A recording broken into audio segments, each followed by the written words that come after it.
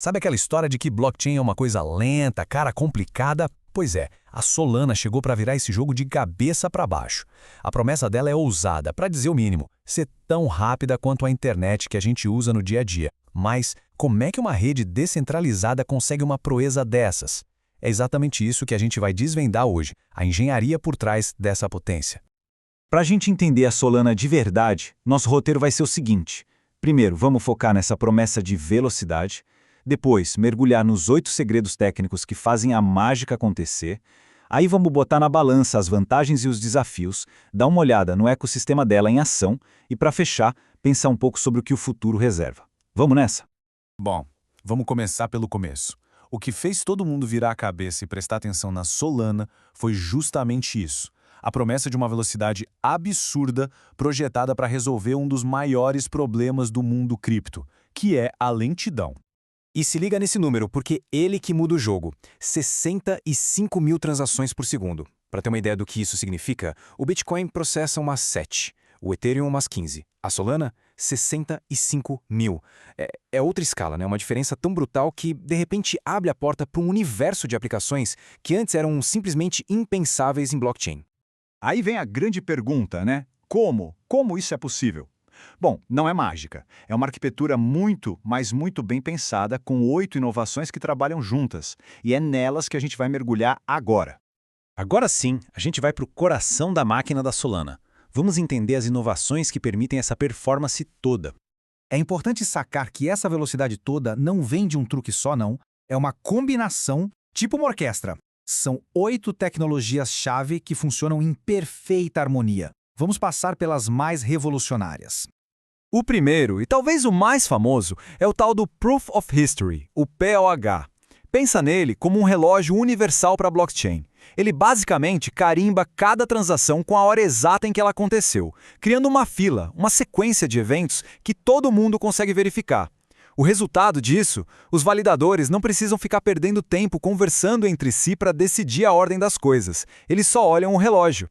E isso, claro, acelera tudo de um jeito impressionante. Em seguida tem o C-Level. Imagina que a maioria das blockchains é uma estradinha de mão única, sabe? Passa um carro de cada vez, ou seja, um contrato inteligente por vez. O C-Level transforma a Solana numa super rodovia com dezenas de pistas. Ele consegue executar milhares de contratos ao mesmo tempo, em paralelo. Isso multiplica a capacidade da rede de uma forma absurda. E não para por aí não. As outras 6 inovações são como as engrenagens de um relógio suíço, todas trabalhando juntas.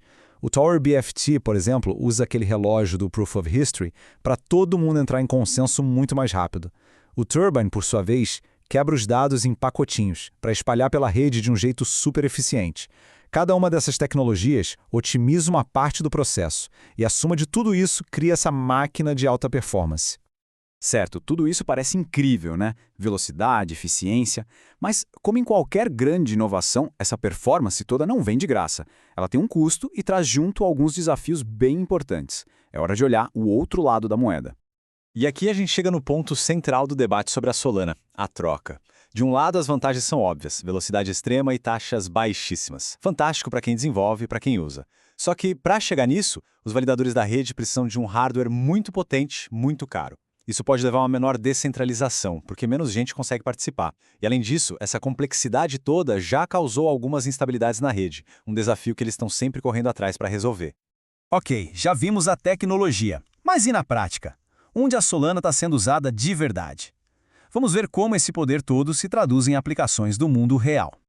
O ecossistema da Solana é super vibrante, está sempre acontecendo alguma coisa. Por ser rápida e barata, virou um terreno fértil para projetos de finanças descentralizadas, o DeFi, que precisam de muita agilidade. Também para jogos em blockchain que não podem ter nenhum atraso. E claro, para o universo dos NFTs, onde criar e negociar ficou muito mais acessível para artistas e colecionadores. Finalmente, depois de entender a tecnologia, os pontos fortes e os fracos, o que dá para a gente dizer sobre o futuro da Solana? Apesar dos desafios, o impacto da Solana é inegável. Ela se consolidou como uma referência por empurrar os limites do que se achava que era possível fazer uma blockchain.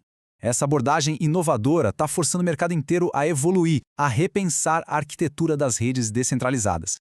E isso tudo nos deixa com uma pergunta fundamental, uma que vai muito além da própria Solana. Nessa busca por uma experiência instantânea, barata, como a que a gente tem na internet hoje, será que vamos acabar abrindo mão de um certo grau de descentralização, que é um dos pilares originais da blockchain? A resposta para essa pergunta pode muito bem definir qual vai ser a cara da próxima era da internet.